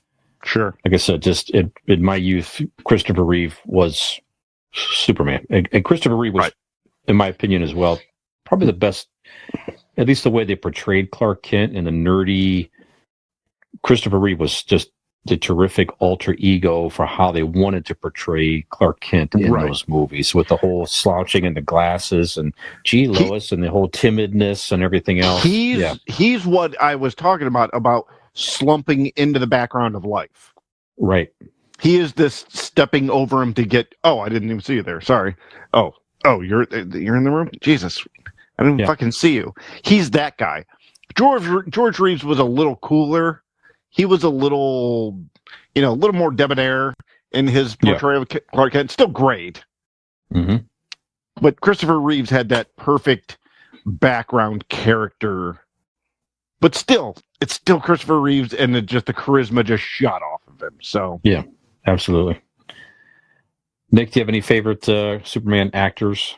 Yeah, I would have to say, like I mentioned Dean Cain before, but one of the things that I liked, I did see a couple episodes of Smallville, and one thing I really liked about Tom Welling was it showed him kind of finding his footing as, coming into his powers, his growing up from Clark Kent into Superman.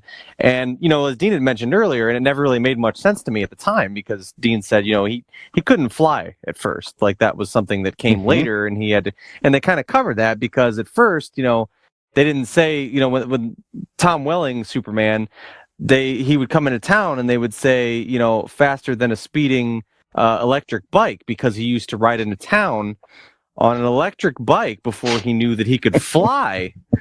And everybody was like, God, you know, but still, you know, it was just so stylish, so cool. And everybody would ask, where did you get that electric bike, Clark? And he would say, well, my friends, none other than our friends at RPM Bike Shop. And believe it or not, just like Superman, they come from this local area, maybe not Cleveland, but Carrollton, Ohio. So you can look them up and find Kind of yourself a Smallville. it is a Smallville. Yes. It's a little bit of a Smallville.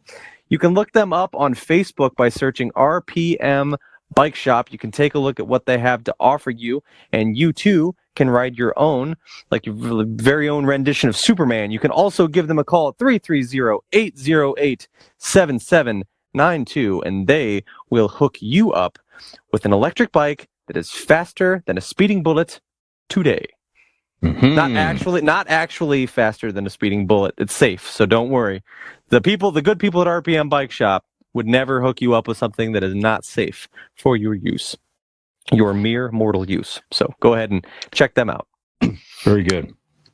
I would like to say real quick. Yeah. Let's be thankful that Interrupting Dean has taken a break this week. Mm-hmm. You're gonna fuck that up for me? Yeah, because like I'm hearing the bike, I'm like, he didn't ride it. I was going like, he didn't ride it with a goddamn bike. So, yeah, All right. it works out well. See, listening to Megan do you good sometimes. That's right. See, that's right. That's right. Probably most of the time. Oh, right? sure. Yeah, let's be real. Most of the Yeah. time, 98.9% of the time, probably. Yeah. Maybe Right. round up to 99 for goodness. 99.8. 99.8. Yeah, we'll go 99. Just 90, fucking listen to her. It's fine. Listen Just do that. all the time. All Yes. the time. But no, I did. I liked. I thought Tom Welling kind of had that, especially as a young Superman. I didn't see a lot of Smallville, but he always struck me as, you know, he's kind of a classically good-looking kid. That seemed to kind of. I didn't like his face. You didn't like his face? Mm-mm. Yeah, to me, he seemed to embody a Superman type look. But yeah, Dean Cain really. I mean, it was kind of. I think as a kid, the visual that I would see. I mean, that was a pretty popular show, and I don't know how long it ran for, but I loved that show when I was a kid. yeah, was it Terry Hatcher? Was Lois? Yes. Oh, Yeah. I'll get to her. Okay, but yeah, it was a good show. So yeah, definitely those two specifically. And like you said, is it Henry Cavill? Mhm. Cavill. Yeah, like you said, I think it's when you mentioned, you know, it's like it's not his fault that he's, you know, like in the movies that he's in, and it's whatever. I was like, it's kind of like a Ben Affleck. So I think Ben Affleck's been like, you know, like I mentioned about him. I thought that he'd done justice to the character of Batman. I think same thing. Like Henry Cavill, of the people that I have seen as Superman, probably seems to be physically and looks wise one of the most fit. Handsome. Be what I would think of as of a Superman. All right, let's be woke here, gentlemen. Okay. All right. Since we've just named our favorite actors as Superman, who's the most handsome? It's obvious, right? It's Henry Cavill. Oh yeah. I would say so. Yeah, I think probably. I think Like it's, I think it's hand. Like if you Hands put them down. all in a lineup, right, and you're like, I gotta go gay for one of them. You're like, well, yeah, Henry Cavill, of course. Yeah. Yeah, he's got the best build. Yep. Guy, Yep. you know, you guys dedicated The chest to and the chest hair and the Yeah, and just the whole classic chin looking. and- The chiseled. Yeah. Yeah, I mean, Yeah. it's a handsome man. of course, You know, right? What are you Handsome gonna man. say, you know. Yeah. He's no Brian, If you- but he's handsome. Yeah. He's handsome. Sure. Right. That's right. Yeah. And that ran 4 seasons, by the way, Nick. So Lois and Clark was from 93 to 97. It seemed like it was longer, but it's That's just what I 4 was thinking seasons. too. I'm like, it seemed like it was on longer than that, but well. And Mhm. and the last season was a little wonky. That's Yeah. stuff like that. If you say something last 4 or 5 seasons, you just got to assume the last season was garbage because there's a reason it got cut before it got to Yeah. syndication. Right, you've probably gotten what you're going to get out of it by that point. Right? and They're like, it's- yeah. oh, they fucked it up and it got canceled, and they did. it got silly. How about we? Smallville ran 10 seasons, by the way, 01 to 2010, 2011. Sure. Go ahead. Yeah, I knew that was on a long time. Well, I was just going to move on to Lex Luthor's. Please do. Okay. One of my favorite bad guys in comic book lore, because he was immortal, and he bested Superman at times. Give me a second. Sorry, Jesus. We could hear all of that, by the way. Covering the I microphone know. did I'm nothing. sorry. I had Henry. I had Henry Cavill stuck in my throat. That makes sense. That makes sense. All right, my Mount Rushmore of Lex Luthor's. You know, I'm actually going to bounce around from what I wrote, because I'm going to start with the great and the best Gene Hackman. Yeah. Not only was he the best in as Lex Luthor, he's the best in anything he does. He's the standout in whether you put him next to Will Smith or Denzel Washington, or it doesn't matter. He is the standout in any movie he's in. Gene Hackman. Great actor. Absolutely. And dude's still alive. He actually just put something on Twitter just telling everybody, yeah, I'm still alive, doing well. Yep, just chill him out. Yeah, he hadn't, nobody's heard of him. And I think he was trending at one time. People were like, oh, whatever happened to Gene Hackman? And he just posted something going, yeah, I'm good. Yeah, just chilling I'm out. living. Yeah. Just like not tweeting 80s right or now. 90s. Yeah. Right. Yeah. Yep. And then I had Jesse Eisenberg, which not only was he great, it's criminal that he didn't get more screen time, and I really hope that they do something more with him, even if it is in Flashpoint or anything else. I hope that character. I love the Joker-esque style that he gave to him. It's not really what Lex Luthor is, but I would be interested to see more, to see what he can do with it. I liked where it was going. So that's why I have Jesse Eisenberg on my list. I said the exact same thing, Dean, when Nick and I were chatting before we started, when you were stepped away there for a minute. There was the Joker type take of that character with Jesse Eisenberg. Yeah. It was kind of a little bit of a loose cannon, a little bit. You didn't know which way it was going to go. And then he furthered into madness as the movie progressed, progressed. Yeah. I'm going to go with next Kevin Spacey. That's a solid pick. I thought he for the movie that it was, he didn't go overboard. He didn't go under. He stayed where, the character should have been at that moment. So was he Lex Luthor in Superman Returns? Is that right? Yes. Okay. Yep. He was a little more angry and bitter because it was a sequel. So he had the knowledge of what Superman had done to him over the past 3 other movies. So that was where that bitterness came from, the anger. It wasn't just out of like, oh, this new Superman, I'm angry at him. No, he had the history from the past movies. So I'm going to go next with Clancy Brown. Again, the silence is appropriate. Is that the animated series one? There it is. He did a great job. He was even better than Tim Daley in that series. And Clancy Brown is, look him up. Actually, Brian, Google Clancy Brown. Clancy Brown has done voice acting. You'll recognize his face. He's a character actor, but he's also done so much animation. Oh, yeah. He's like almost every great character that you know in the 2000s. He was the guard in Shawshank Redemption. Yes. Yeah, the main guard. Yeah. Yep. Okay. Yep. Yeah, I recognize him. But his voice work is just off the chart. And then finally, I'm going to go out of the box. There was an animated movie. They put a lot of these animated movies out to DVD or VHS, whatever you want to call it. It was called Death of Superman. And I caught a clip of it because I saw that this guy played it, so I wanted to see a bit. And he did, from the clip that I saw, he did a fantastic job, and I love the actor. It is Rainn Wilson, played Lex Luthor.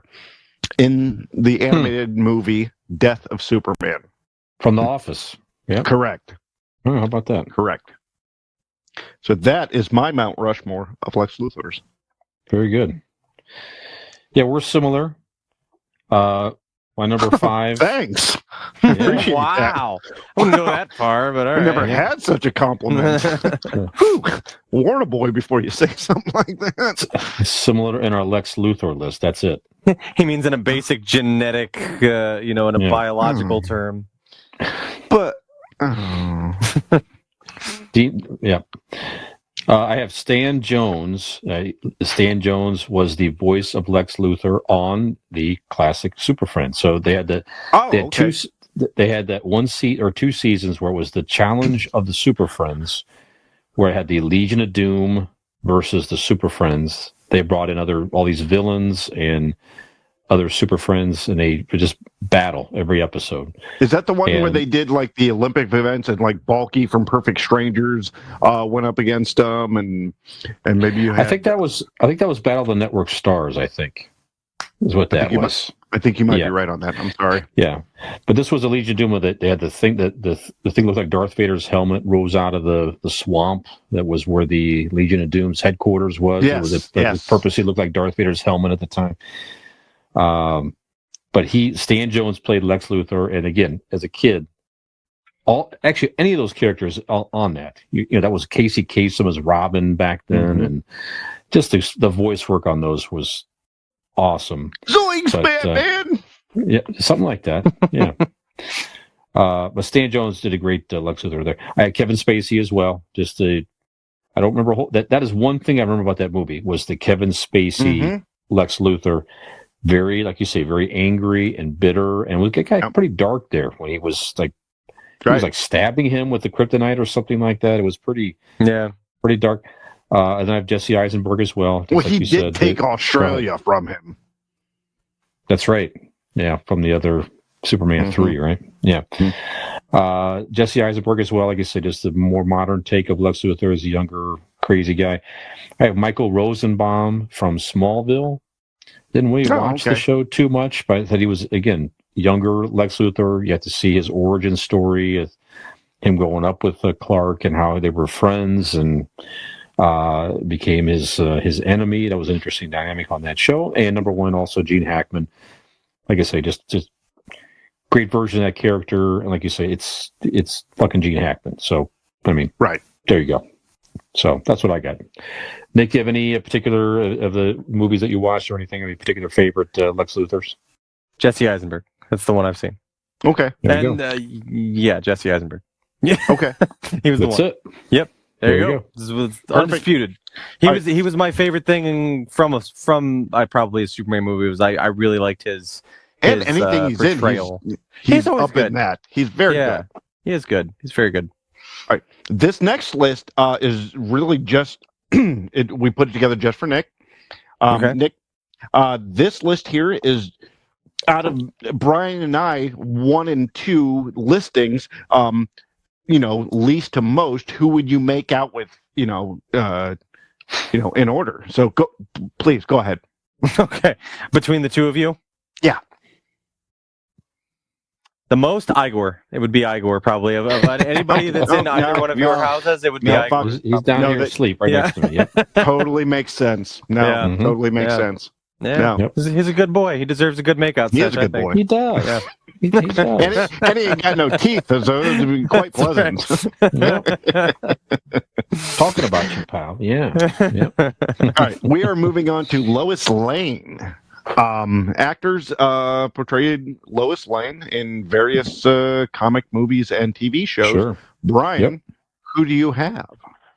All right, I have Noelle Neal, and she played Lois Lane in the George Reeves Superman serials. She was a solid Lois Lane for the time. I've got Erica Durance from Smallville, the younger Lois Lane. Amy Adams, of course, the newer Lois Lane. She does a fine job as Lois. I like the powerful, female figure that she is. It's great. She's great in that role. Terry Hatcher, number 2 from Lois and Clark.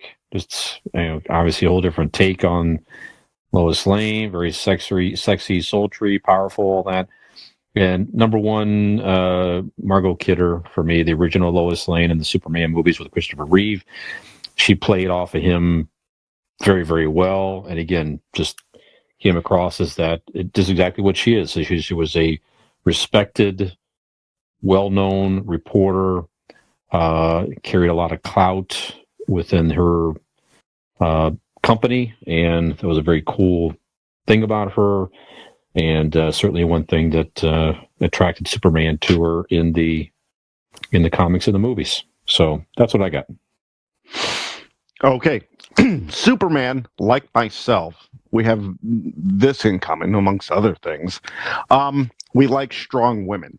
And Lois Lane is supposed to be that not only headstrong, but like mentally, everything. Besides, she's not a weightlifting superhero, but everything else she has. Hell, in intelligence, she might have Clark Kent, Superman stepped above, right?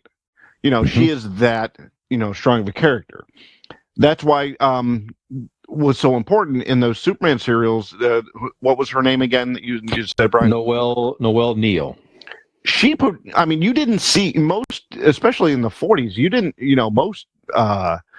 Women were portrayed as the being saved, tied to the railroad tracks. She was. Yeah, she had to been saved a lot. But it was because she put herself in danger by like going after the story, and she was a different kind of character, especially for the time. I unfortunately don't have her on my list, but I did want to say that about her and that performance. Honestly, the only one we don't have are the same as Margot Kidder, because she was the one worst thing about that movie. It was like they took Skeletor, gave him cigarettes, and then put skin on him. I could care less about Margot Kidder in Superman, but Amy Adams, again, I could say it about all of these ones that I have, but strong female role, gets the job done. Dana, the one that I replaced with Margot Kidder, is Dana Delaney, which on the animated TV series. So you kind of see a theme in my deal here. I have Erica Durance from Smallville also, and Terry Hatcher. Oh, let's take a moment. I just looked up Margot Kidder. I'm sorry. Am I right? Well, yeah. It's a little okay. All right. Where you coming from? At that time, I mean, she was definitely she was a popular actress, and I thought she was decent in that role. I don't know. Kind of weird woman in general. I get that, but just even as a kid, she portrayed the character well. Even as a kid, before I knew her personal life, I just never got her being. There could have been so many different actors, especially at the time, that could have done that and done it better. She's from fucking Yellowknife. Holy shit. She's from what? She's from Yellowknife, Northwest Territories, Canada. Like, the far north, like where they don't cold ass territories, where they obviously don't feed her that much. Okay, so let's take a moment with Terry Hatcher, please. Terry Hatcher was like in the mid 90s one of my ultimate crushes, along with Donna D'Errico. I mean, I was a teenage boy. The list was long. But did you guys ever see the movie Cool Surface? No. It was a Cinemax, straight to VHS. It had Robert Patrick from, Terminator 2. But it, as a teenage boy, I am late night. Everybody else goes to bed. I'm just laying on the couch flipping through, and I see a scene that is very blue and grab black. That Afghan. Grab the Afghan. Cover up. Well, and I'm like, oh, what is this? I look around. I'm like, this looks like it could be something. Oh, Terry Hatcher's bare breasts. Oh, wow. So let me tell you, gentlemen, and any of you teenage boys listening, Terry Hatcher in Cool Surface, it's very brief. You will wreck the fucking pause button because I will tell you what, as soon as that movie was over, I damn sure looked up in the old TV guide. You remember the TV guide that came? I looked up the TV guide the next time it was on, and I recorded it on VHS so I could pause that motherfucker and play Superman with myself. Yes, indeed. Terry Hatcher is the ultimate Lois Lane. Dean had to reach for the Sears catalog after watching that. Oh, no. I reached for the Terry Hatcher catalog. Okay. And it was had real. those back then? Terry Hatcher They did. Oh, they were real, and they were spectacular. Yeah, Seinfeld reference. Yep. So there's my list. There you go. Very good. Okay. Just real quick question: if anybody, so if they have to recast, and there's a whole thing: is Henry Cavill going to come back or not? Not sure. There's rumors that he is. Like he's sort of giving hints that he may come back and reprise the role.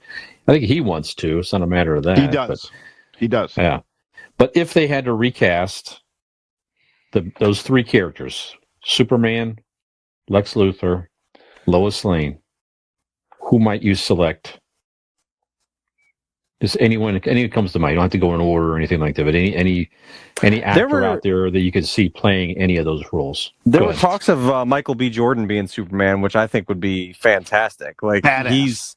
he would fit the role very well. I am. We did this with Batman, and I'm going to do the Superman. In my head, this movie isn't an origin. It is later, much later, where it's an older Superman. He's lived his life, and I am going to cast John Hamm as I was Superman. going to say, shout out to one of the guys who could probably play Superman and or Batman. Just, you know, like it's John Hamm can do anything. I like that. I've mentioned this before, but there's a graphic novel called Kingdom Come, which is a Elseworld DC graphic novel, but it takes place in a fictional future where Superman had killed a supervillain, on camera, something like that. Something happened, and as a result, the superheroes were all kind of banished.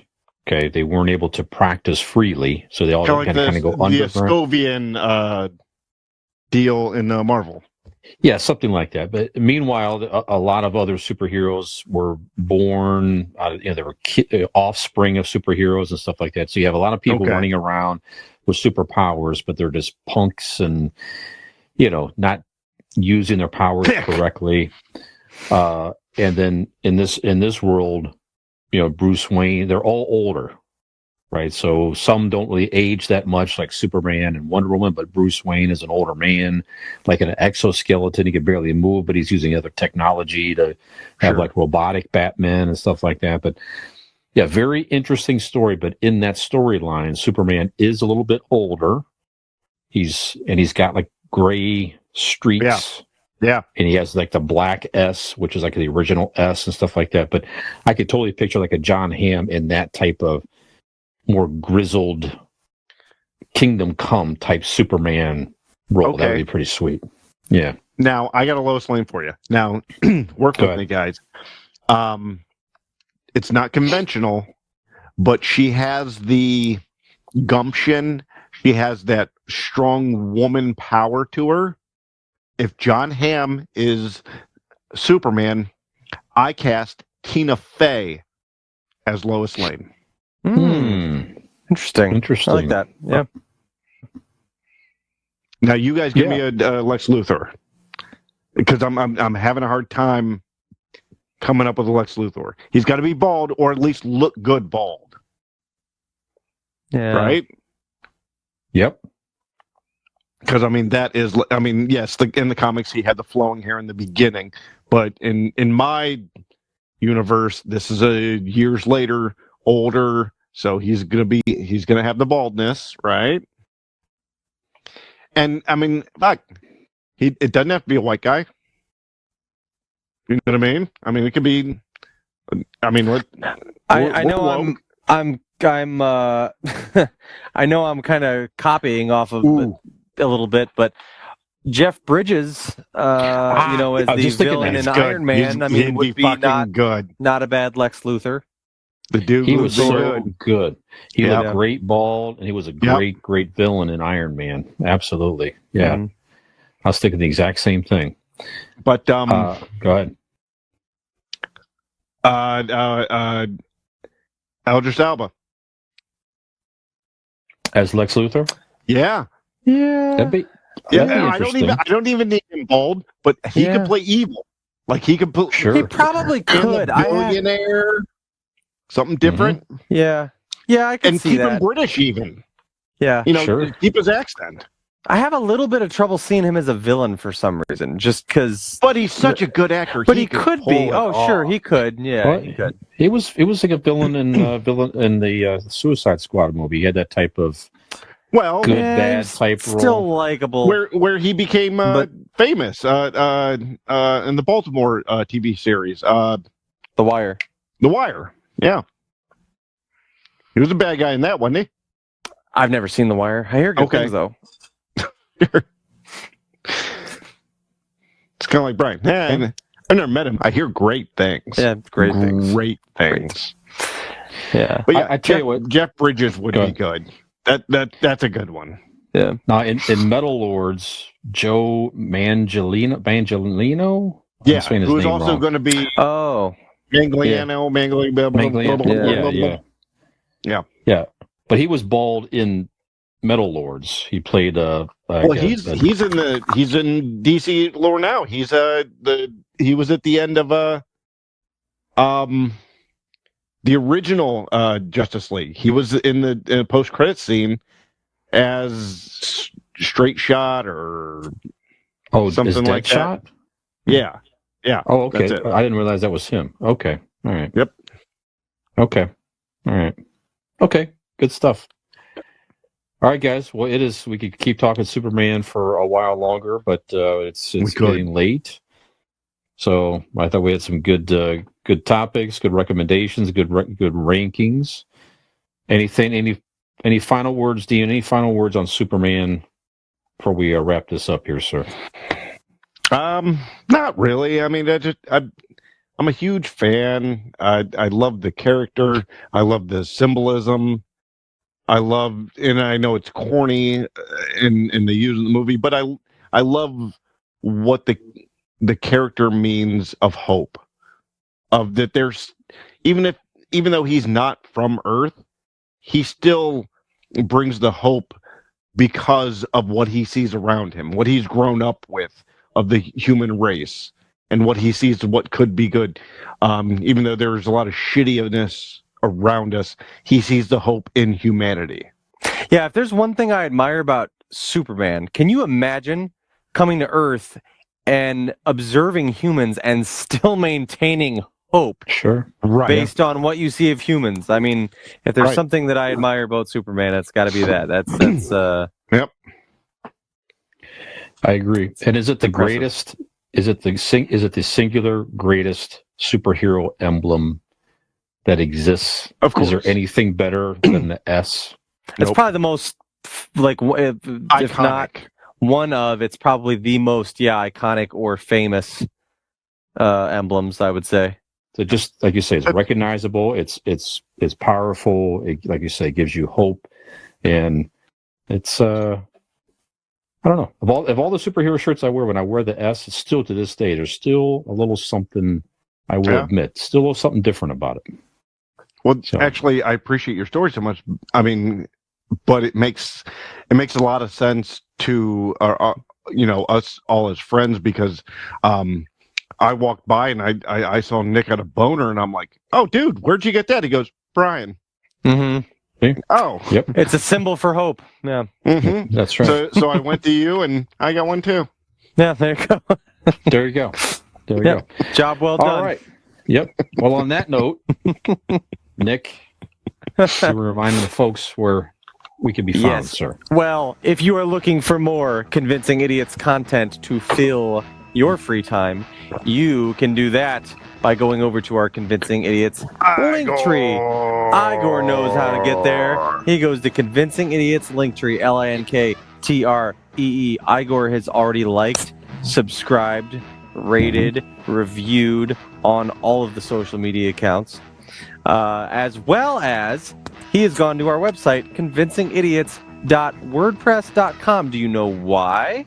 Because Hims is a good boy, and because Hims follows directions, That's right. and because Hims is supportive of his human father and friends. So you should be supportive of your human friends as well, and go to convincingidiots.wordpress.com. So, for this week's episode, I have been your millennial. My name is Nick. I have been your mild-mannered Zennial, Dean. I've been the all-powerful Brian, Gen X. Have we convinced you to slide on a pair of glasses as an alias so that your friends don't know that you're joining us next week to listen to Convincing Idiots? Igor's going to do it. He's got it. Superman!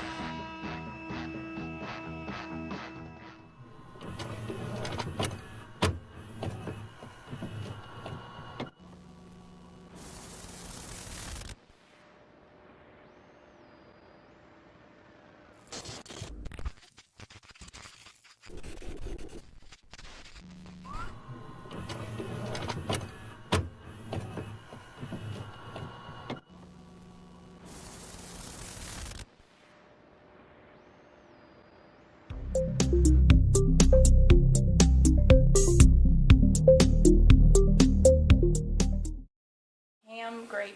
I had when I ran the call center for years, I came up with a recognition program. Okay, my boss said, do something that you connect with, and then connect with your people with that, whatever interest that is. Like you said, you like Star Wars, you like superheroes, whatever it is you want to do. So I came up with this superhero recognition program. Okay, we had to wear lanyards at work. Okay, it was a requirement. So I thought, well, if I give something out to where people could wear it on their lanyard, number one, we encourage them to wear the damn lanyard, which you're supposed to do, but it sets you a little bit apart. And the idea was, if you had something and you see other people wearing it, it's like, well, how did you get that? And it was, well, Brian gave it to me as the manager, recognized me for a job well done or whatever. I wanted people to try to rise up who had an interest in recognition to get whatever that was on their lanyard. And I immediately picked out a Superman S pin. And so people walking around the office, it had that S. It was like a white button with just the S on it. I would give it to folks and recognize them with a certificate. It became very, very popular, and I still see people every so often, they'll comment on it and say that they, of a lot of things that they kept from that job over the years, they kept that button. As a matter of fact, it's off camera here, but I still have my S hanging up on my bulletin board in the my home office here. Nice. Yeah. So anyway, so just like you say, it's recognizable. It's powerful. Like you say, it gives you hope, and it's I don't know. Of all the superhero shirts I wear, when I wear the S, it's still to this day, there's still a little something, I will admit, still a little something different about it.